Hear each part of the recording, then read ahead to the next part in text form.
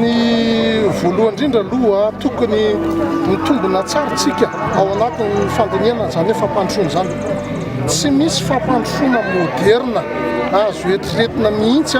raha tsy misy lalana aloha voalohany indrindra faharoa angovo fahatelo fifandraisana raha tsy mipetraka ireo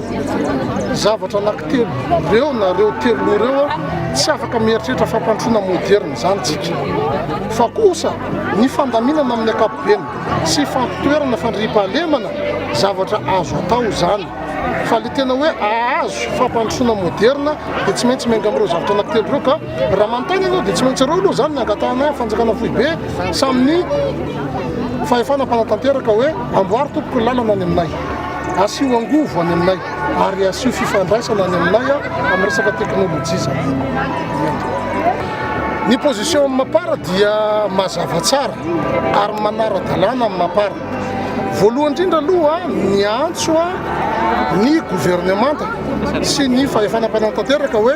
atsony anareo solombavambahoaka mba iroso amina fividianana birao vaovao nefa ny didina voaka ny fitsarana avy momba lalam-panorenana dia ny teny hoe ekena ny fitsipika anatiny fa misy andininy dia ny andininy faharoambe folo sy ny andininy fahateroambe folo mbola mila fijerena indray mandeha ka manaraka an'izay fepetrzay ny mapara dia midinika zany momba ny anatsarana sy ampanarahana ny lalam-panorenana nio andininy faharoambe folo sy fahateroambe folo rehefa vity zay dia entina indray rehefa lany tsimbazaza zany dia hoentina indray amin'ny ACC lay fitsipika anatiny mba akana fankatoavana dia ho hita eo indray ny toy andrara zahay amin'ny mampanara-dalàna anay izay dia mametraka hoe mitoetra ny bromaritra satria tsisy filazana mihitsy avy eo amin'ny didin'ny ACC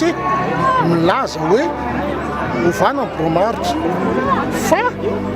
ny gouvernemanta no mangataka an'izay mba tsy tenenina hoe manao letrezana ho amin'izay zay nefa dia miteny hoe aloha anaraka lalàntsika mba ho tafateotra ao anatin'ny ara-dalàna daholo ny androm-panjakana sy ny fiainam-pirenena amin'ny ankapobeny